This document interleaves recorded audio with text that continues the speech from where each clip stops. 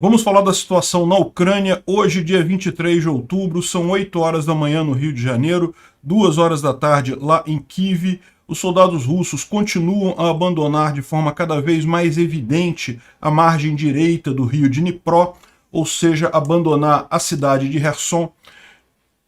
Vimos hoje vários outros movimentos nesse sentido, cada vez mais evidentes. Ainda existe um grande grupo de soldados russos segurando a linha de frente aqui, provavelmente para permitir o recuo dos demais para a margem esquerda do Dnipro.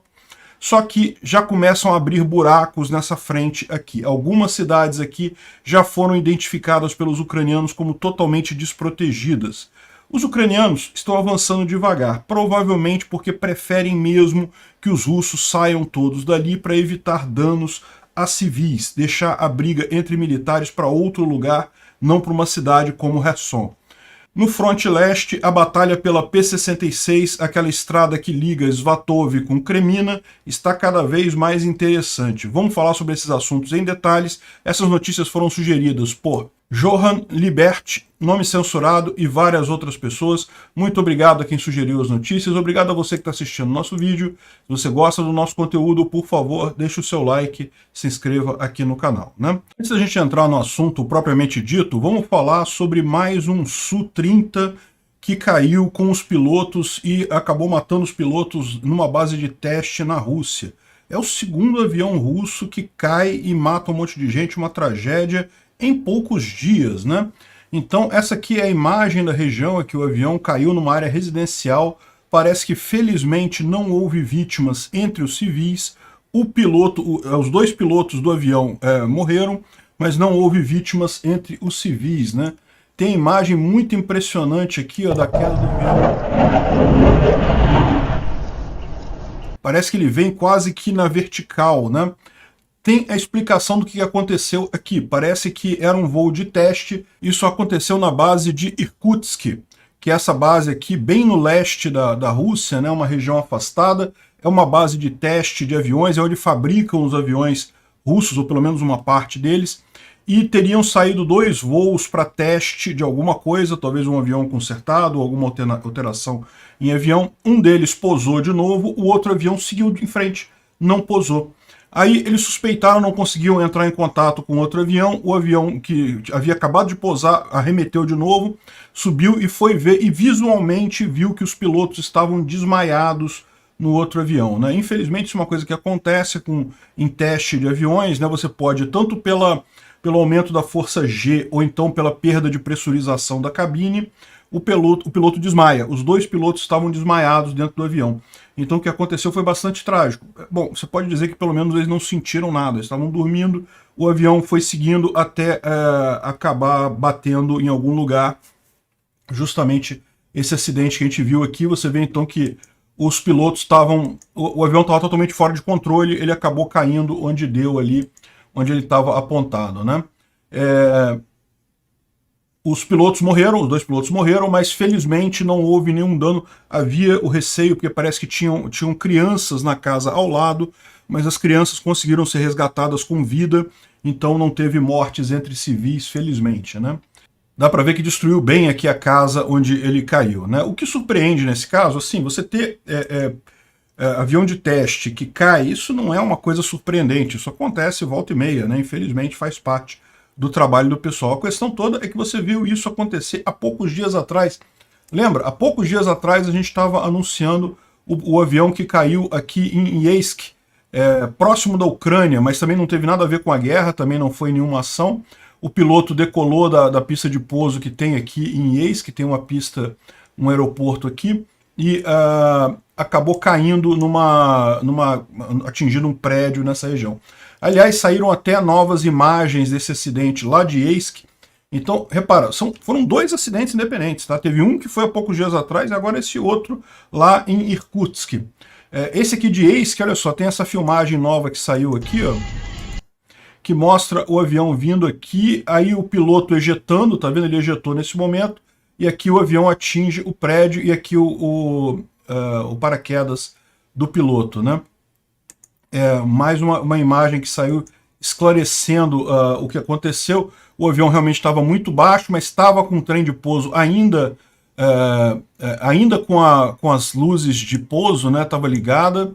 Aí aqui nesse momento ele ejeta, o piloto aciona o assento ejetor, ele deve ter percebido que já tinha perdido o controle do avião, e dá para ver aqui no terceiro ponto o paraquedas do piloto aqui, e o avião atingindo lá os prédios, né? Então lembrando, nesse outro acidente que aconteceu há poucos dias atrás, morreram 14 pessoas, teve mais um monte de gente ferida, o piloto não morreu, o piloto se ejetou e não teve problema. Nesse de hoje, aqui em Irkutsk, morreram os 2 pilotos que estavam no avião, mas não teve danos civis, felizmente.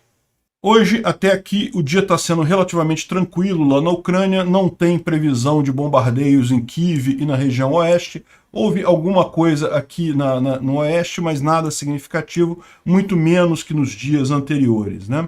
O grande foco de todos aqui continua sendo aqui a região de Kherson. Como vocês sabem, os russos já perceberam que não tem condições de manter essa região aqui da Ucrânia e estão recuando da margem direita. A margem direita aqui no caso, vocês sabem, a margem do rio se dá pelo sentido que o rio caminha, né? O rio segue, portanto, ele vem daqui em direção ao mar que fica aqui, portanto a margem direita é a margem norte ou oeste, a margem esquerda é a margem sul ou leste, né? Então os russos estão se preparando para abandonar totalmente essa margem direita aqui, mover todas as tropas para cá. Eles já vêm fazendo isso há alguns dias, já fizeram inclusive comunicados oficiais, e isso está se intensificando nos últimos dias de forma muito significativa, né? Por que isso? Porque os ucranianos estão avançando em alguns pontos aqui. Por exemplo, o pessoal que está lembrando, já tem algumas dicas dessas, de que os ucranianos já estão atacando essas cidades próximas aqui ao Dnipro, particularmente Milov. Milov é uma cidade que fica aqui, ó, nessa região aqui, ainda está em controle russo, mas os ucranianos já estão cada vez mais próximos aqui. A gente vai ver em algumas conversas aqui de russos que eles estão tentando manter uma linha de frente aqui justamente para permitir que as pessoas saiam de Kherson e de Kozatsk, Berislav, todas as cidades maiores que ficam aqui na margem direita do Dnipro, eles estão mantendo a linha de frente para permitir essa evacuação, né?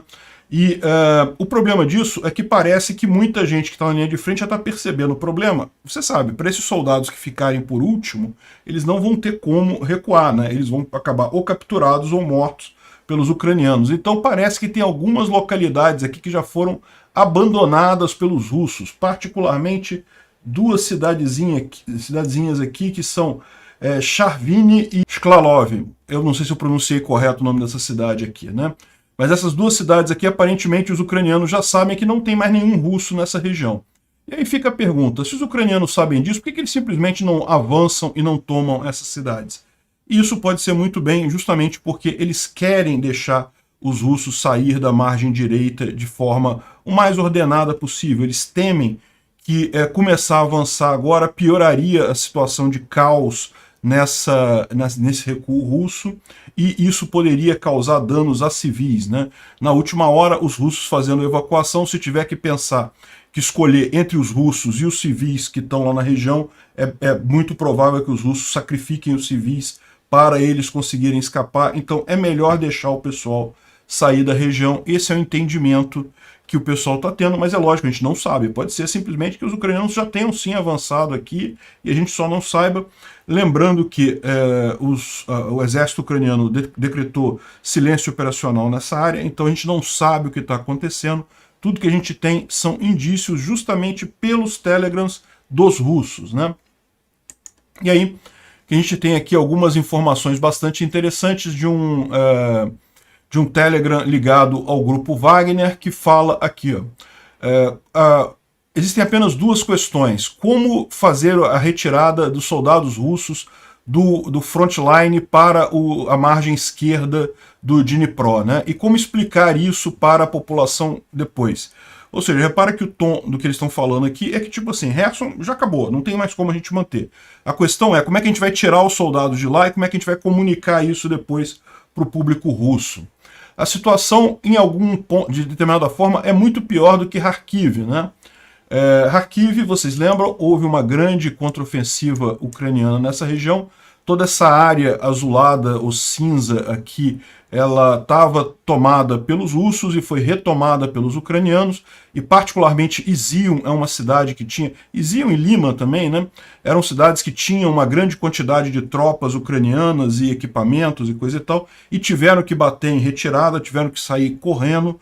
Depois que foi tomado Balaklia, né, que era a cidade principal aqui, essas outras cidades todas ficaram desprotegidas.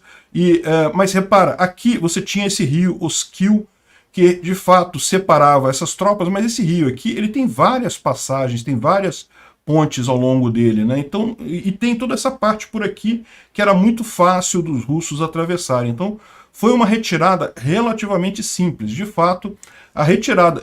sem contar, lógico, que eles podiam retirar material aqui para a Rússia diretamente, né? Que é a fronteira da Rússia. Então, em último caso, eles poderiam até jogar muita coisa para cá. É verdade que os ucranianos entraram aqui e logo tomaram Kupiansk. Então, o que estava aqui, eles tinham que passar para cá, não tinha alternativa, né?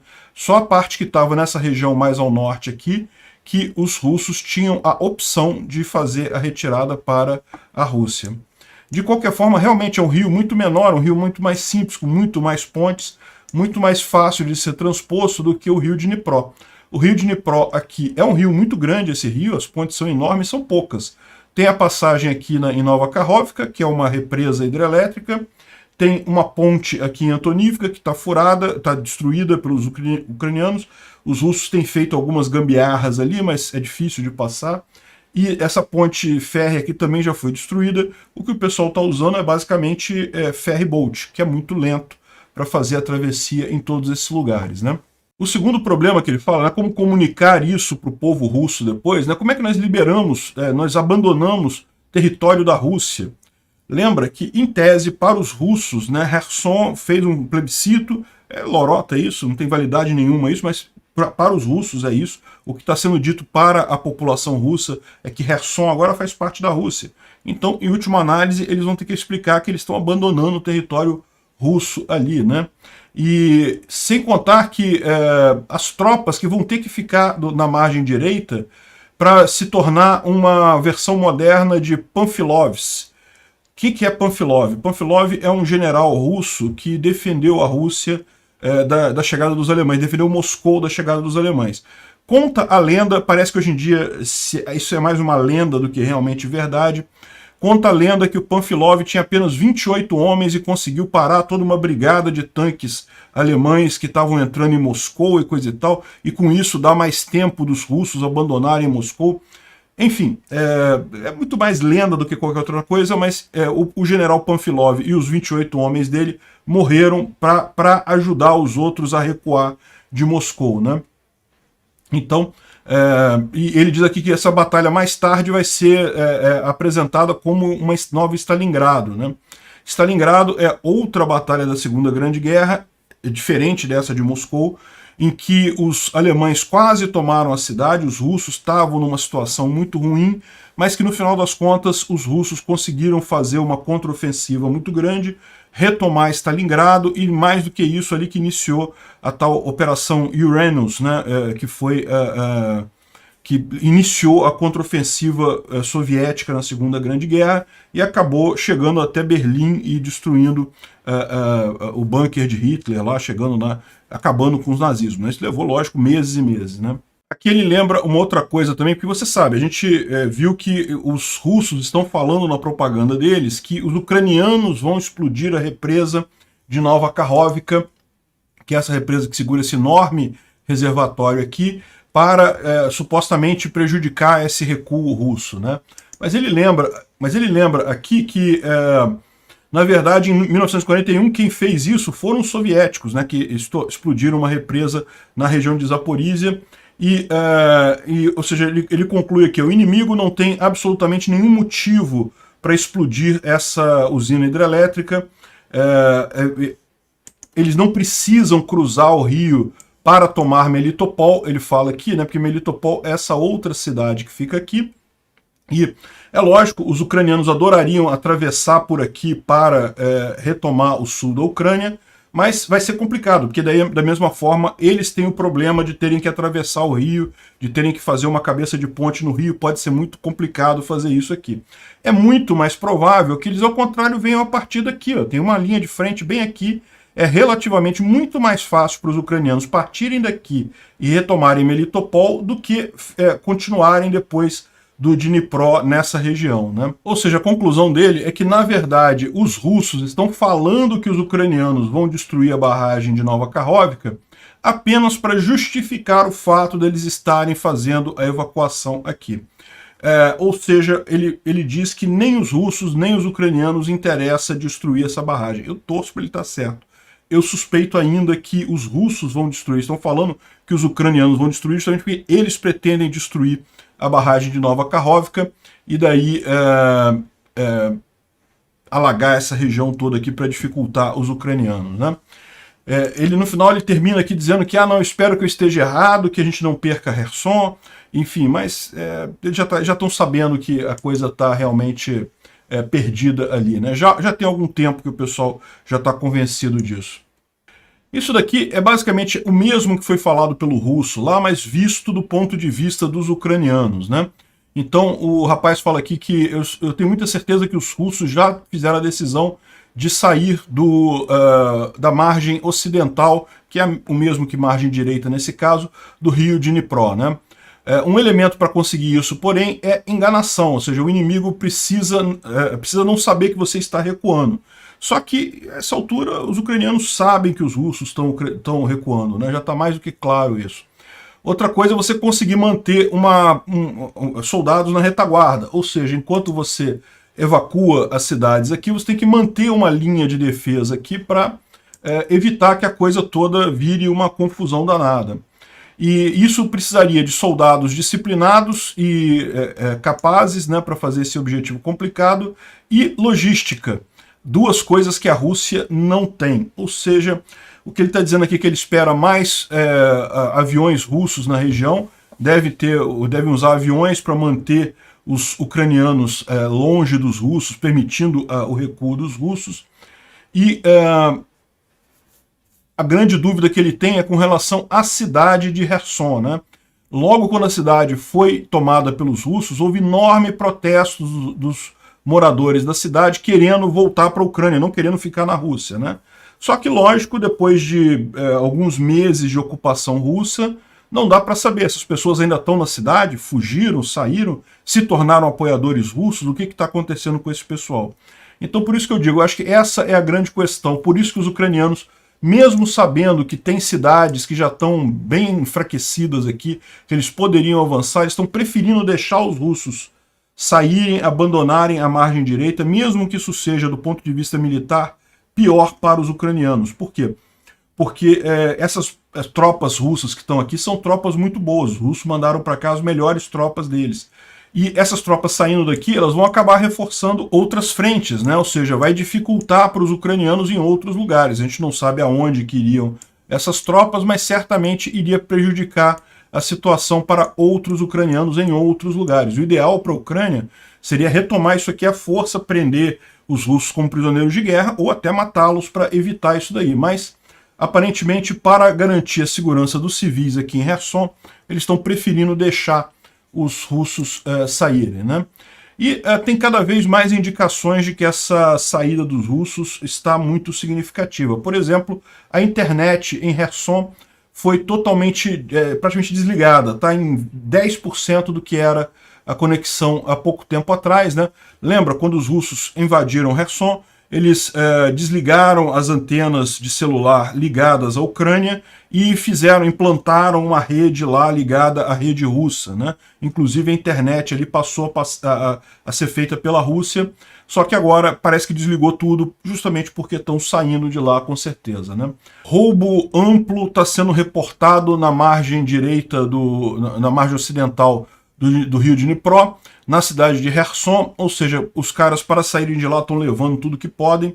A gente já falou no vídeo de ontem que o rublo, que é a moeda russa, também havia sido introduzida em Kherson, já parou de ser usada, ninguém mais usa rublo lá em Kherson, já só usam mesmo a moeda ucraniana.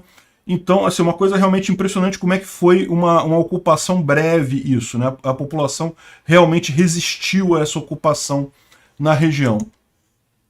E eles estão falando aqui que os invasores russos estão em pânico, estão queimando documentos e abandonando tudo quanto é tipo de instalações, roubando carros e coisa e tal, e fugindo da cidade. Uma longa coluna de civis e militares estão indo em direção ao ferry boat, que é aqui onde era a ponte de Antonivka, né? Tem um ferry boat que eles fizeram aqui para atravessar o rio.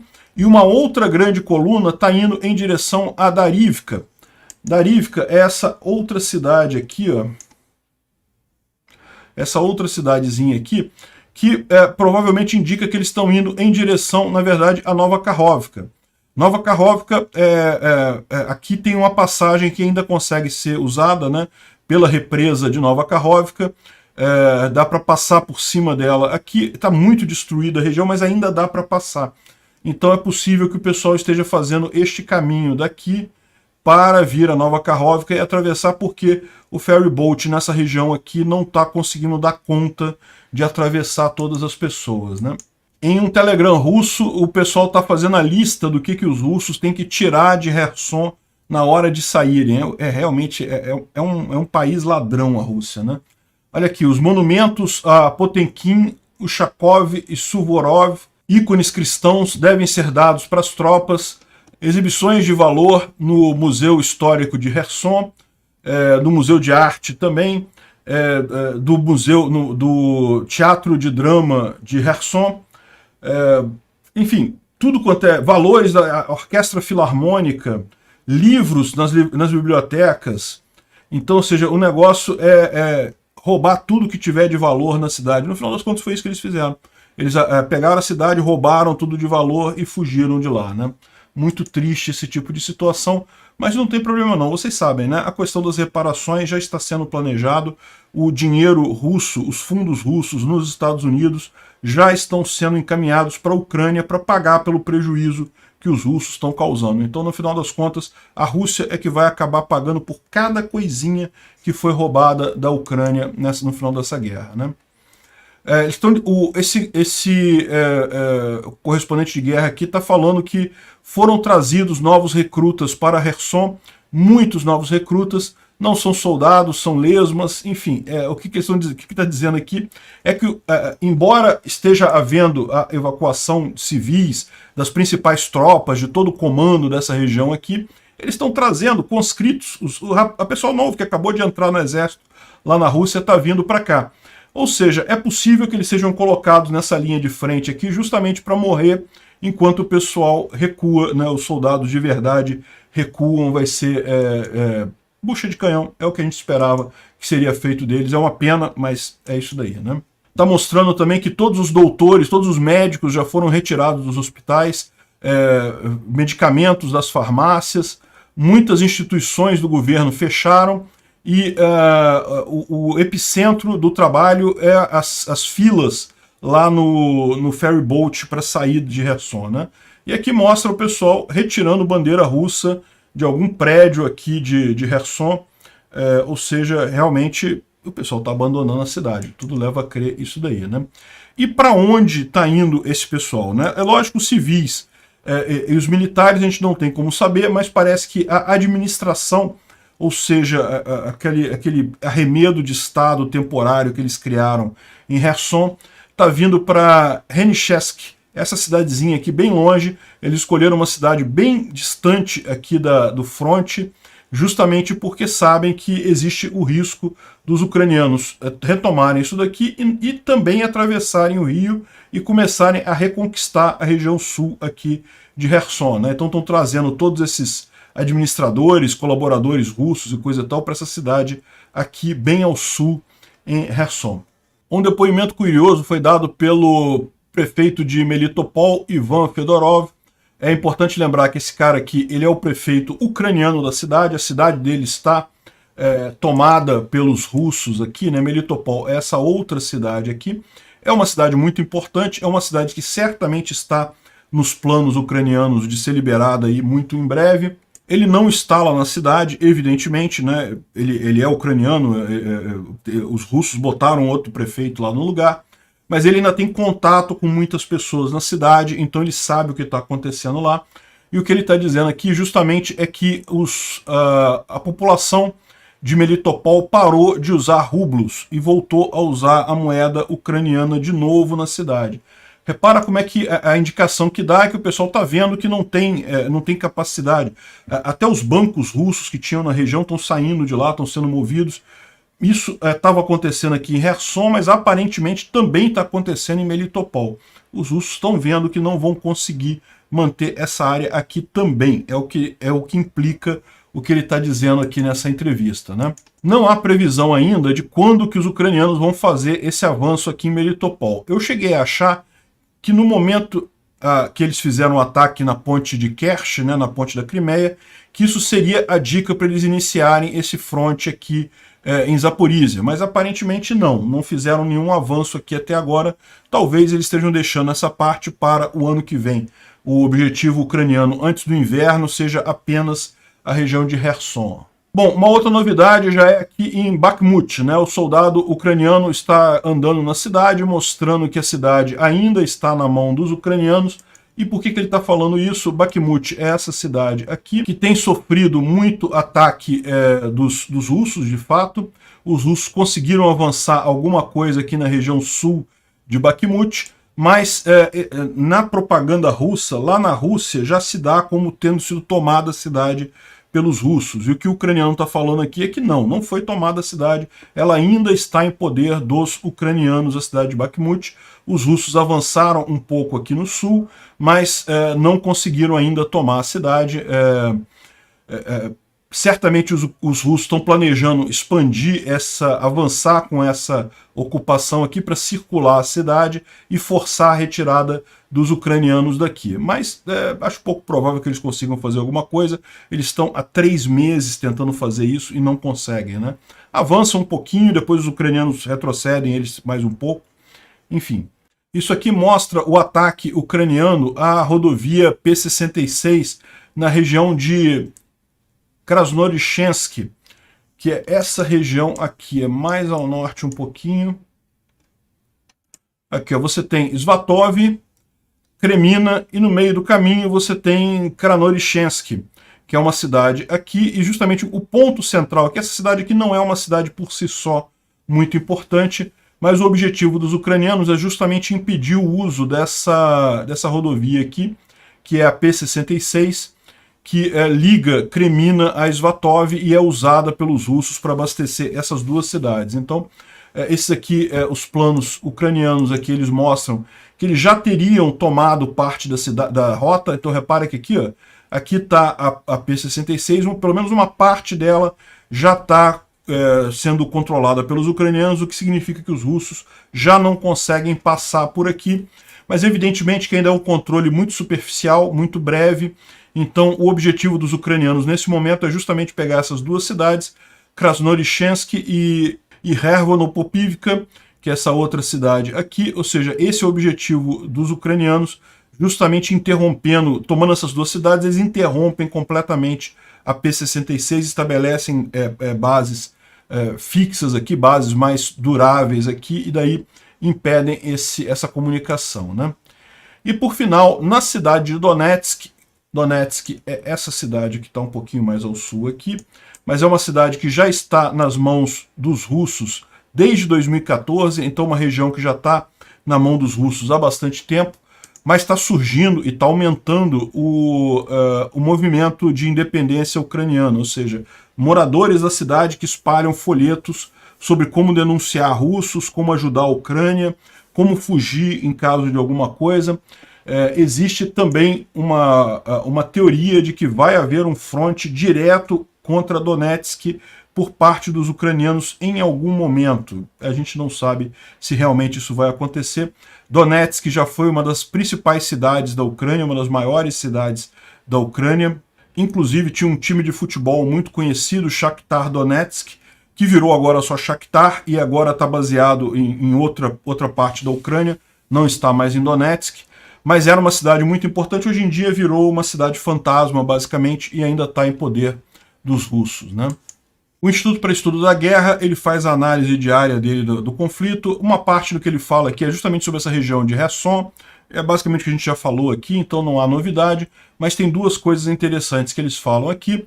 Lembra, ontem teve mais um grande ataque à infraestrutura ucraniana, e o que ele coloca aqui é que esses ataques seguidos em infraestrutura civil são incapazes ou muito pouco provável que consigam erodir a vontade ucraniana de lutar, embora aumentem o problema econômico e humanitário, né, à medida que as temperaturas caem, ou seja, à medida que chega o inverno.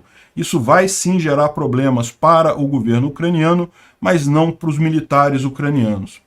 E, por outro lado, os militares russos continuam a sua briga. A gente já falou sobre isso aqui em vários vídeos. O Prigozhin, que é o dono do grupo mercenário Wagner, cada vez mais ele ganha protagonismo nessa batalha, enquanto os generais russos mesmo, do exército regular russo, eles se sentem talvez desprestigiados ou talvez com medo de tomar decisões. Enquanto isso, o Prigozhin começa a criticar esses generais e coisa e tal. Isso está criando realmente um problema sério, porque você tem de um lado uma instituição enorme, que é o exército russo, muito maior do que o grupo Wagner, mas de outro lado essa instituição está totalmente desacreditada, totalmente incapaz de avançar alguma coisa, e o grupo mercenário Wagner consegue.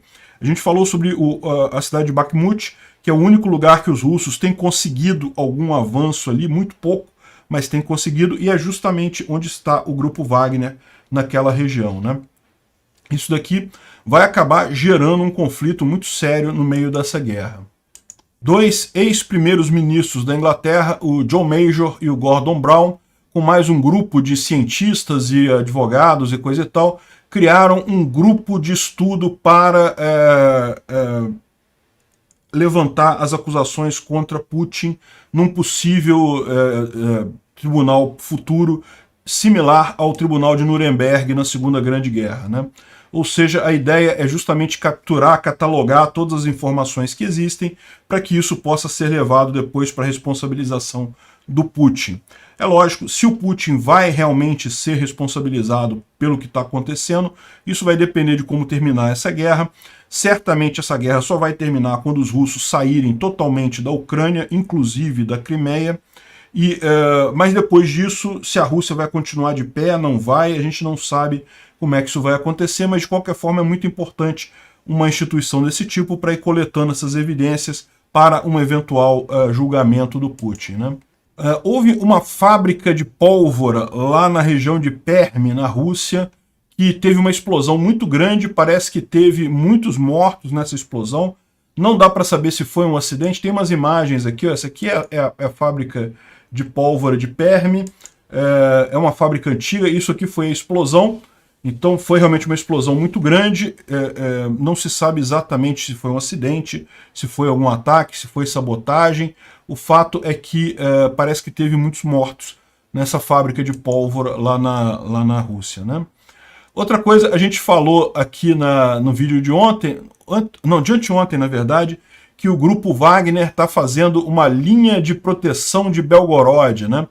Ele fez a linha, sem completar ainda a linha de construção em Luhansk, ele começou a fazer na região de Belgorod, que eles começaram a construir essa linha do Wagner lá em Belgorod, né? Então a gente mostrou que a linha de Luhansk ela é muito curiosa, porque na verdade ela não protege essa parte toda aqui norte de Luhansk, o que dá a entender que eles já abandonaram essa parte, né? Eles começaram a fazer a linha aqui em algum lugar por aqui, mas então essa parte daqui eles já abandonaram. A linha ela começa aqui, faz uma curva para cá e protege Luhansk aqui de norte. Eles estão preocupados com o avanço de norte para sul, estão abandonando essa área toda aqui. Mas enfim, de qualquer forma, lembra, essas linhas de proteção são muito inefetivas, isso não serve para muita coisa. Agora eles estão vindo aqui para Belgorod. Belgorod é essa cidade aqui, e eles estão de novo construindo uma linha aqui nessa região para evitar que supostamente os ucranianos avancem em direção a Belgorod. Tem até uma notícia que tanques ucranianos teriam avançado em direção a Belgorod, teriam cruzado a linha de fronteira da Ucrânia com a Rússia. Eu acho pouco provável isso é mais medo dos russos, pavor dos russos. E da mesma forma, essa linha de defesa que eles estão construindo é uma besteira isso daqui, tá lembrando aquela linha Maginot da Segunda Guerra, né, que a França construiu uma linha enorme, super fortificada para os alemães, depois da Primeira Grande Guerra. A Primeira Grande Guerra também teve invasão da França pela Alemanha, né? Então os franceses construíram uma linha super fortificada para os alemães não conseguirem avançar, e os alemães contornaram a linha, então meio que não fez diferença nenhuma. Esse tipo de coisa aqui, na verdade, também faz pouquíssima diferença. É mais uma coisa para tentar tranquilizar a população russa e, lógico, eu imagino aqui também em Luhansk para tentar tranquilizar a população russa que está nessa região aqui, de que vai haver uma proteção e coisa e tal, sendo que na prática, no dia que os ucranianos resolverem retomar a cidade de Luhansk e essa região aqui, isso não vai servir para nada, vai fazer muito pouca diferença. Bom, a gente tem a notícia aqui que os ucranianos falam que o terror russo vai continuar, né? Hoje, como a gente explicou, está relativamente calma a situação aqui na Ucrânia, não parece ter bombardeio russo no resto da Ucrânia, mas isso não quer dizer nada, provavelmente amanhã já vai voltar esse bombardeio, e os russos não têm como ganhar militarmente, tudo que resta a eles é tentar fazer o povo da Ucrânia sofrer o suficiente para forçar um acordo de paz, né? Então esperem que isso vai continuar durante mais algum tempo, né? Enquanto os russos conseguirem, eles vão continuar. Isso daí é realmente uma coisa muito triste para os ucranianos, é um crime de guerra, com certeza, mas isso não vai mudar a situação na guerra. Agora eu fiquei preocupado, hein? O presidente da Bielorrússia, o presidente de Belarus, o Lukashenko, disse que jurou que Belarus não vai entrar nessa guerra. Ou seja, isso significa que sim, Belarus vai entrar na guerra. A questão que fica é quando que vai entrar nessa guerra. A gente já falou sobre isso, não vai ser imediatamente agora, eles ainda estão fazendo principalmente treinamento na parte norte, mas existe sim a perspectiva de tentarem ou um novo avanço em direção a Kiev, ou um avanço aqui no Ocidente com o objetivo de tentar dificultar o transporte de armas ocidentais que entram na Ucrânia, né? Principalmente a maior parte das armas ocidentais entra na Ucrânia através da fronteira com a Polônia. Então eles poderiam tentar avançar nessas cidades aqui mais próximas dessa fronteira, dificultando esse trajeto. É lógico, isso não impede a passagem de armas, a OTAN pode usar a Romênia, por exemplo, para atravessar as coisas aqui, mas lembra, aqui tem a montanha dos Carpácios, né? É mais complicado passar as armas por aqui do que pela Polônia, como tem feito, né? De qualquer forma, não vai ser algo para agora, deve ser coisa mais para o futuro, mas agora que ele disse que jurou, prometeu, garantiu que não vai entrar na guerra, isso significa que evidentemente ele vai entrar na guerra, né? E vocês sabem, a OTAN está fazendo um enorme exercício de guerra em várias localizações. Ele está na Lituânia, está na Polônia, e agora eles lançaram uma grande brigada na România, ou seja, aqui ao sul também já tem tropas da OTAN fazendo exercício aqui na Lituânia, aqui na Polônia e agora também na România. Ou seja, o pessoal está pronto. Se o Putin fizer alguma brincadeira um pouquinho mais séria, o pessoal vai entrar, e aí, meu amigo, eles só vão parar quando estiverem tomando um cafezinho lá na Praça Vermelha, né? Obrigado por assistir o vídeo até o final. Além de curtir, compartilhar e se inscrever no canal, considere se tornar patrocinador com valores a partir de R$ 1,99. Clique no botão Seja Membro abaixo para saber as condições e vantagens de patrocinar o canal. Mais informações sobre o nosso projeto, visite nossos sites indicados na tela.